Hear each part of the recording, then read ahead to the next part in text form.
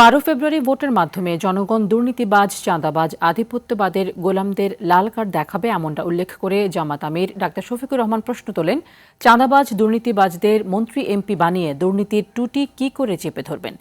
ঢাকা 11 আসনের প্রার্থী এনসিপির আহ্বায়ক নাহিদ ইসলামের নির্বাচনী জনসমাবেশে এসব কথা বলেন তিনি।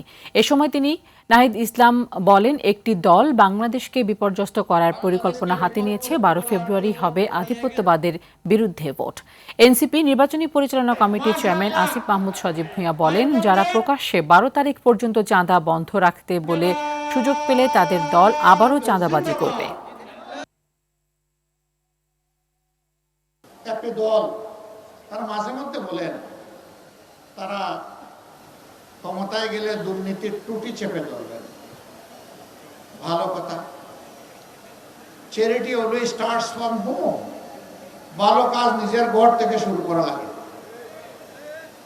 তাইলে যে 59 জন ভয়াবহ ঋণ খেলাপি, ঋণ ব্যাংক ডাকাত, এদেরকে আপনারা মনোনয়ন দিলেন কেন? এদেরকে বগলের নিচে আশ্রয় দিয়ে এমপি বানিয়ে আপনারা করবেন দুর্নীতি দমন। এগুলা শুনলে পেঁচায়ও হাসবে।